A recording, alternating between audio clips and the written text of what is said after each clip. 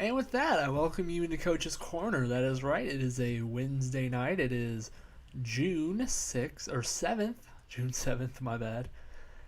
And we are back live with NBA Finals action happening as I'm recording. Yeah, how about that? We're going to do a little bit kind of a watch along while discussing the other news happening around sports. There's a lot of sports to talk about. A lot of news came out over the past couple days, really, but not in the traditional sports. Baseball had some fun things. Ellie De Cruz on the Reds finally got called up as one of the best prospects in the league. He got called up. He had his first career home run tonight, 400 and almost 60 feet. That destroyed the baseball, almost left the stadium. It was awesome to see for the Reds there. Then, let's see. Basketball. Basketball has some news. Not about the finals, but Chris Paul wants to be in Phoenix. Phoenix might not want Chris Paul there. It's one of those things where people are talking about whether Chris Paul at age 38 or 39, I think he's going to be 39. Is he going to come back to the Suns? Is he going to be their point guard? Or are they going to roll the dice on someone else, free up a lot of money there? I maybe. But we will see what happens with that situation as it develops. And yeah, Chris Paul, I mean, it's one of those, the Suns are in a weird spot here now where basically they've had Devin Booker there. He's basically the answer for the franchise. He's the guy, no doubt about it. But then there's this kind of rotation of who's going to be his second star. And obviously they made the finals with Chris Paul. They made the jump with Chris Paul. They've had a good couple of years with him. But then they brought in Kevin Durant this past season. Didn't do anything in the playoffs, but obviously you have Kevin Durant under contract for the next 3 seasons. You're going to get him basically to the end of his career. And Chris Paul might be at the end of his. He has maybe a year or 2 left at best, maybe, if he doesn't fall apart here during the off season. But obviously they want to go into that now. Chris Paul's kind of old news, and that's a lot of money to be paying a guy that's not your. So for that reason, obviously I think they're going to move off of Chris Paul. I kind of thought that was going to be the move. I thought that was going to happen. Either Chris Paul or Ayton are going, or both of them. I think there's a better chance Ayton stays now that there is a new coach in town, with Frank Vogel. And I'm curious what the Suns will do, because I mean now they do have that like flexibility where it's like now they free agents will be freeing up. I'm sure people want to come on the team with Booker, with Durant there, more veterans that'll be free, not off the buyout market, which is the market of veterans that are likely at the end of their road anyways, like guys that are just kind of filling in to if break class in case of emergency. There will probably be better options on the free agent market to pair with that duo they have. And like I said, they'll free up a lot of money if they move Chris Paul. So, but we're approaching the end of the first quarter here in Miami. Jimmy Butler has 10 points. What's his name? Yeah, tied 22-22 as you see on the screen here. A bit of competitive first quarter. I think it's been interesting, like different types of attacks now. I think counterattacks that the Nuggets are launching. Jamal Murray much more involved scoring wise in the first quarter. There's the defense for the Nuggets switching wise I think has been better, just as a whole.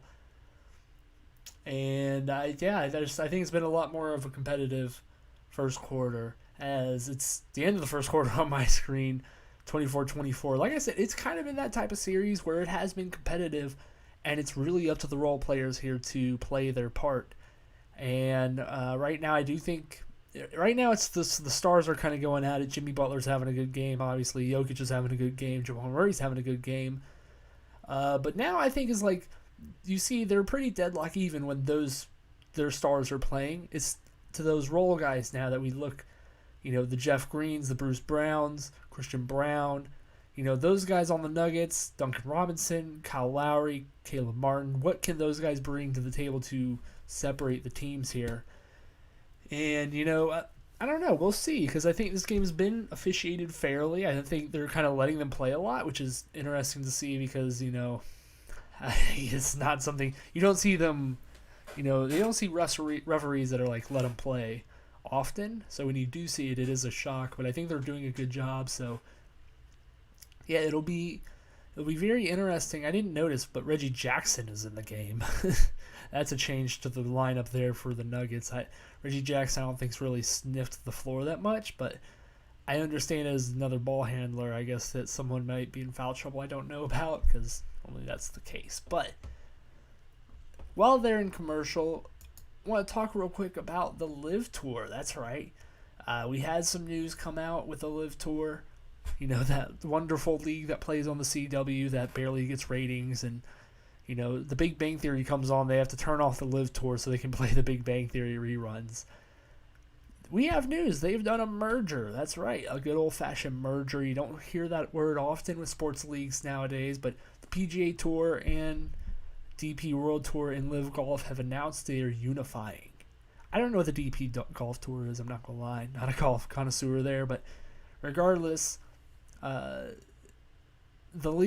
big leagues are Live and PGA, obviously. Live has been poaching players, famous players from the PGA Tour, paying them oogles of millions, so many millions that they don't know what to do with. And, you know, it's very interesting because now it's like kind of transitioning here to where it was basically shame on the Live guys. The Live guys aren't going to do anything. They're going to eventually come crawling back to the PGA. You know, they took all those millions, but it's dirty money because it's from the Saudis. And now they look like the winners. Now they look like a winning, I guess, group of players. Now they made their millions. Like I said, oogles upon millions of dollars they've made. And now they get to play back on the PGA Tour without, like, really sacrificing anything. I mean, maybe a couple tournaments here and there, maybe some pride, or maybe some fans that don't love this involvement that they had. But they just made hundreds of millions of dollars and are returning back to where they were playing before, just that much richer, and they'll get paid better going forward because the Live Tour money is now, you know, washed into the regular PGA Tour money.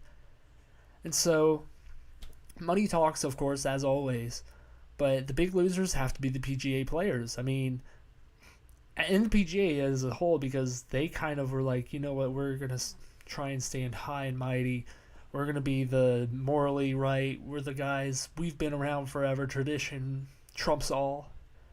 And now they find themselves bending the knee. PGA players that were like, you know what, those Live guys stink. I don't like them. I'm going to stay here and entrench my name in PGA Tour history.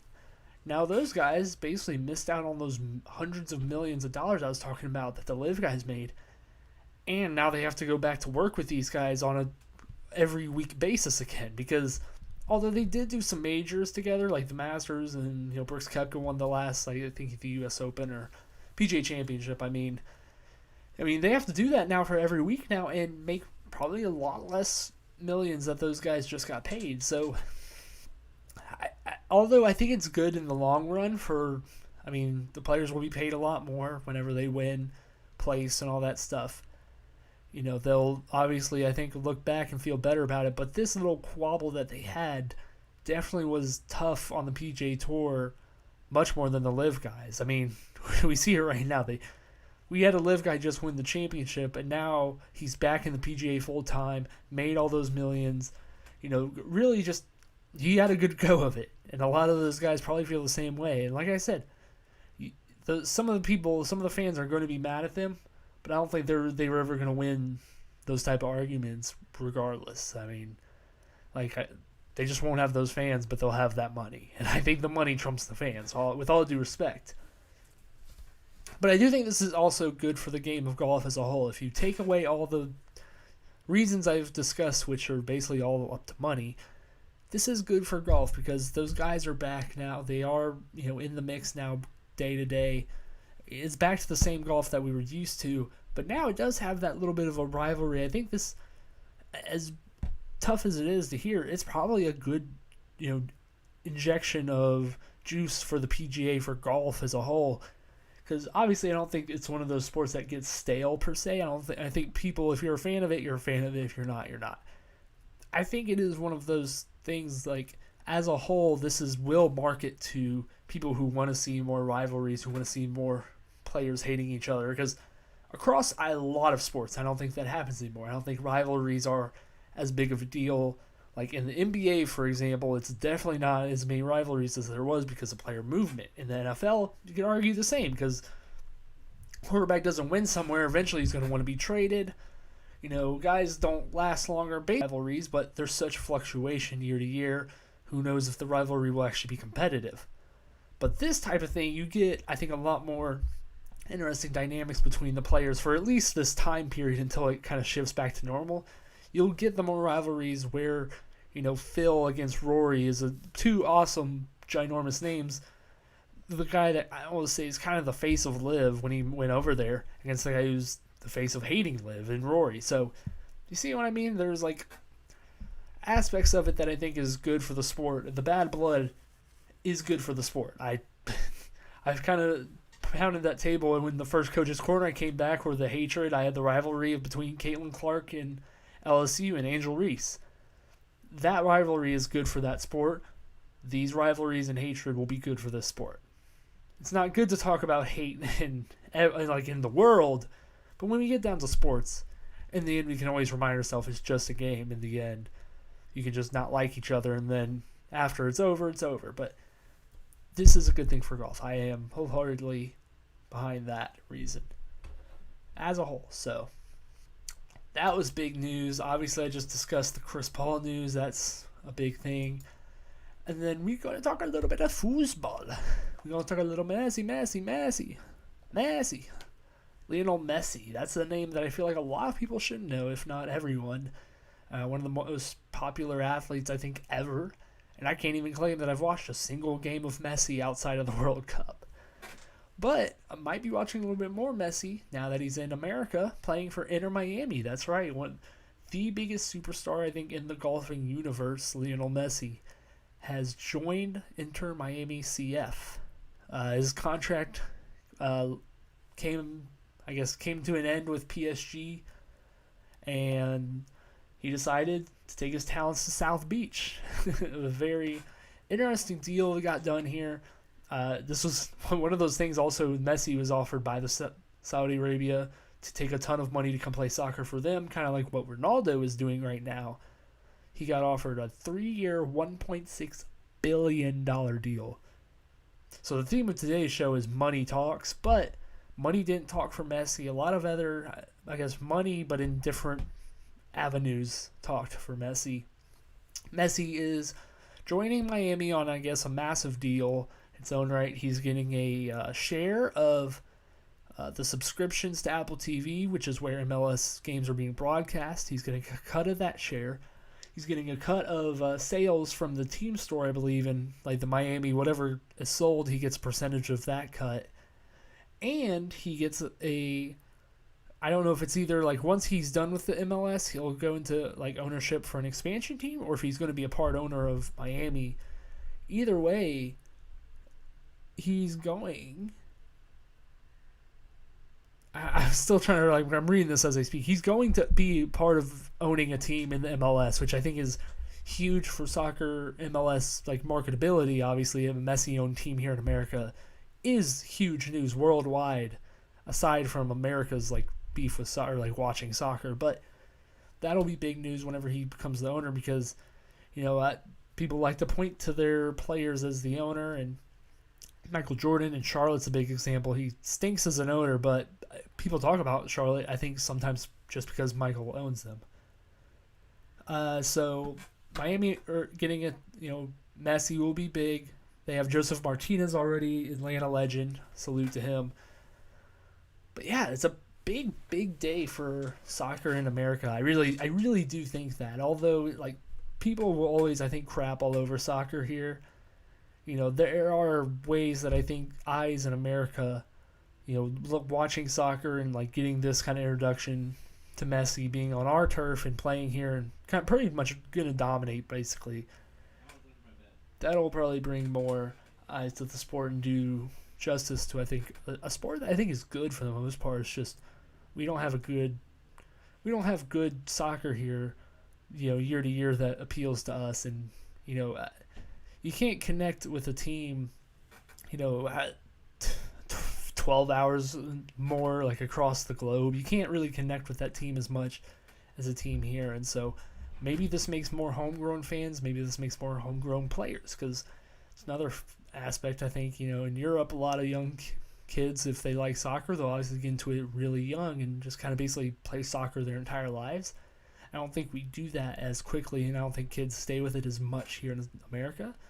And maybe this kind of market with Messi and kids watching Messi growing up there in Miami, maybe that brings another influx, a new generation of soccer players that enjoy watching a legend play for Miami. Now, maybe I'm overanalyzing, maybe I'm not, but it's still, I think, a pretty significant deal, I think, for the soccer world. And not just America in the whole. So, big stuff there. We're in the second quarter. It is 29-29. Haven't been paying a whole lot of attention. I'm trying to see if the Nuggets are running this lineup that they ran in Game 2 that I think they had a ton of success. And also, the Braves just took the lead over the Mets, so that's awesome. Last night was hilarious when Pete Alonso hit a home run very far. Bryce Elder, said, throw it again. And then the Braves, took the lead, ended up hitting a home or a dink, like a double or a single or something, and they ended up, like Matzik and the reliever for the Braves ended up saying, throw it again at the Mets. And I don't know, that's the kind of stuff. That's the kind of rivalry stuff we love to hear about. And so the Braves just took the lead on the Mets tonight. Also, they were down, and now they're back. They're up 5-4. So some action here. Coming back from break. This is tough because YouTube TV, I love YouTube TV. I really do. One of the better ways to watch sports, I think, in today's era. And they're just always a second behind. They're just always like 3 seconds behind. And it's like Jimmy Butler enters the game for Gabe Vincent on the screen here, and he just committed the foul on Jamal Murray here and on my TV. So that's kind of it is what it is. But oh no, Gabe Vincent got the steal. Oh, and they call a foul. Did they call another foul on Gabe Vincent? Oh, they did. They called a second foul. Oh, he got 2 personal fouls here, so that's what that meant. See, it's stuff like that. I had no clue. I thought it was just a glitch on the thing. That's not a foul. That's respectfully not a foul, but I appreciate it from the referees. And if you're wondering, my rooting interest is still heavily for the Nuggets because Jokic is my guy, and I hate the Heat. And once again, if you haven't, I had a Miami Heat rant on, I think it was ATLK at the time when I recorded it, like last year or whatever. Just because I hate the Heat, because they beat the Hawks, and I hate the Heat culture just thing. Like, a culture isn't a thing. A culture is not a noun. You can't grab a culture, and you don't have a culture. Like, you guys develop talent well. You're coached well. It's stupid. It's stupid to like claim Heat culture is like it's a noun. Like, we have it. Like, what happens when your undrafted guys get paid and go elsewhere? Or if you do bring in more undrafted guys, I guess sure that's a culture. But this is like a new thing. They haven't like been getting undrafted guys for the past 25 years. That's not since Pat Riley came over. Oh, Caleb Martin's wide open for 3. Oh, they have 37. No. I just have 35 on my screen. Like, it's so annoying. And also Brendan Willoughby Ray, that guy, friend of the program, friend of mine. Kyle Lowry is such a grifter. Kyle Lowry just grifts and just like should probably not be alive because he's a bad person. He's a bad human being. But it's one of those things where he just sucks. He sucks so much. Brendan, if you're listening to this, if you ever hear this, this is for other friends as well. You suck. You pick fandoms that are just so annoying and so like just so annoying to me, and I just don't get why he can't be normal. He can't be a normal fan. Oh my gosh, like. It's one of those where he just talks so much, and it's like, it's like on Twitter when someone is like screaming to the void, But the void is just us in the group chat. It's just us like listening to him scream about his random sports teams and making out like take after take, and just wearing us down until we snap. And I've snapped hundreds of times from an Alabama, Pittsburgh Steelers, Miami Heat fan. There's only so much I can absorb, and I can't take it that much longer. I can't take this Heat team any longer. They have to end. They have to be stopped. But yeah, no, it is. Maybe he'll probably be on the show at some point in the near future, probably. That does not make it any less bearable for me to have to listen to it on my own free time. But yeah, so just thinking ahead, I'm curious now that I talked about it, like how much longer the Heat can go like this. Because, eventually, like I said, it has to end, and I know some of these players are older. Get out of here, ad blocker. So let's see. Is blue is player option. We have a couple of those. Team option for Hayward Highsmith. He's gonna get picked up, but Jimmy Butler, who is an older player by the way, he will be making like 52, and he's 38 years old, which is probably be normal by the time, like, it'll be normal business, moving as normal probably when that comes around, but that's a lot of money. Bam is tied down for a while. Kyle Lowry's not too much longer, but still a decently long time. See, Duncan Robinson's making a ton of change for the next couple of years. Victor Oladipo's making some good money.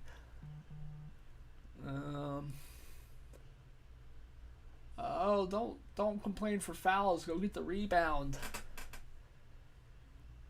The Nuggets' offensive rebounding, I don't think this game from their guards has been good. Normally it's been pretty solid for them. But this game in particular, I've noticed like they've kind of just given up on shots that just haven't been going. Oh, get the rebound. Good rebound. Aaron Gordon pushing it up the floor. So 38-37 still. Duncan Robinson's on Aaron Gordon. Yeah. Has to take better advantage of that. He has to be stronger. Oh. Jamal Murray with a three. Jimmy just kind of fell asleep there on the off ball, which is weird. But sorry, back to this. But Tyler Hero after this season, he jumps up $20 million, basically $22 million on the Heat there. So that'll definitely take away some of this money they have. Kevin Love and Udonis Haslem are old and probably going to be elsewhere. Nikola Jovic is a rookie. Max Strus. Is this the last year for Max Strus? Max Strus and Gabe Vincent are about to get paid. Max Strus and Gabe Vincent have been eating probably very well this offseason. That's crazy. Are they actually? I can go back, but yeah, this is the last.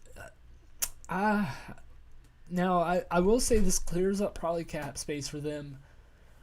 They'll probably definitely pursue Damian Lillard if that opportunity comes up. I don't know if it will because, he's kind of, I don't want to say he's putting the feelers out there, but the fact that he's saying he'd love to play in Miami because Bam is his guy, he said that on a podcast today. The fact that he's saying that in public makes it look closer like he's going to demand that trade. Hasn't yet, but like he's potentially coming here. Maybe that takes like Kyle Lowry, Duncan Robinson, then like Caleb Martin, I guess, maybe Jovic. I don't know. This is one of those teams where I don't like. As much as I do want to say that this can't last much longer because you're losing your two starters, like Vincent and Strus. I guess that is that culture I was talking about that might produce two random new players that'll be fantastic. But regardless, like, I don't know. It's such a weirdly built team in a conference that isn't necessarily loaded with teams, like young teams. Like, trying to think of young teams off the bat right now. Eastern Conference. Like, obviously, I think, the Celtics are going to be the Celtics. Like, it's hard to imagine they'll go anywhere. The Bucks still have Giannis. Like, young teams that'll last for a while. Philadelphia maybe can last. Cleveland, I think, can last. The Knicks and Nets, Hawks, the Raptors, Bulls, like those teams are all so like wishy-washy. Who knows if they'll be good next year? Uh, Wizards are probably going to be rebuilding. The Magic are a young team, but they haven't been threatening to be in the play-in at least for the past couple of years. The Pacers, I guess, are young too. Hornets and Pistons are just still in the middle of their rebuild. Like, there aren't young teams that are threatening to come take the Heat spot. So even if they do like lose those guys, like what teams are gonna like jump the Heat as like contenders in the East? That's kind of the point I'm getting at. Is like the Miami Heat are probably gonna be around for the next like 3-4 years at the least in my eyes, because unless Jimmy falls off a cliff, they'll have him, Bam, and Tyler Hero, who can do enough on defense and offense, like respectively in their own rights, to make the playoffs at least. And like I said, their coach is Eric Spoelstra, who I haven't even really talked about it being one of the best coaches in the league. Definitely like a top 3 guy, but it's one of those where the Heat, whether I like it or not, are definitely just gonna exist, just to spite me. It's just one of those teams that I just have to battle through, just have to beat mentally in my mind that I'm going to go to war with Miami Heat. I'm going to go to war with Brendan every single year, whether I like it or not in the playoffs. And like, it won't even be like the Hawks are playing the Heat. No, it'll just be literally Lucas picking every team against the Heat because I can't stand it. I can't. Them in Philadelphia, man, I can't stand either of those teams. And it's funny, I was talking about rivalries and stuff, and I think in the NBA, the thing is, it's like I said, such a big player movement league, but also the teams just change so like every couple of years. It's like I hated the Cavs, and I hated who was the other team I didn't like? Like, I really didn't like the Cavs. I really didn't like the Celtics, but the Celtics have grown on me more as their team has kind of changed over. I didn't like the Wizards a lot, but those teams, they go through either rebuilds or they change so much. Unless you have a generational guy, that stuff is very ever flowing. So, see, once again, Miami scores a 3-pointer. I have to know it on the screen before it happens in real life. And Michael Porter falling asleep. Just awful. Just awful defense. Nikola Jokic is going to kill Michael Porter Jr. And he'll get to it before me, but I want to kill Michael Porter Jr. I don't know what he's doing. I don't know who he was camping like Kyle Lowry in the corner. Like, Kyle Lowry in the corner compared to the wing guy is definitely just not the open player. The player who's going to be open quicker. That pass is going to be so much harder to the corner than that wing shooter, but he's just in La La Land. Michael Porter Jr. is like kind of reaching levels of unplayability. Like, he's not even playing on the guy in the corner. He's legitimately just in nowhere, like never ever land. Like, I don't know what he's doing there. That's the type of rotation stuff that was happening in game 2, where guys are just getting lost on the floor. They're just existing without being they don't have to be glued, just be near the guy. So it's stuff like that. It's like, come on, guys. So I think this is a good place, a good stopping point as Jamal Murray shooting free throws to wrap it up. Obviously, you guys will know the result before, after the fact here, as I'm gonna end up watching this. Jamal Murray hits a 3-pointer. You guys will know about this, and I'll see if I release any finals updates next week, because I plan on having a couple recorded stuff that will be dropping the same time and everything. It's just will be recorded and whatnot. So we'll see how that goes. I hope you guys enjoyed that. I made those plans on Monday. I think I said it then too, but just a reminder for that kind of deal. But hopefully we have a good series here, a good continuation of this series. I think we will have a good one. I'm curious whether or not we'll go back to Denver with a clinching situation or a a tied series, a best of 3, I should say. So, regardless, I am your host, Lucas Kochevar. As always, make sure you like, share, subscribe, leave a thumbs up, do all that good things. Check out LK League Notes on Friday, lksportstalk.com, all that good stuff.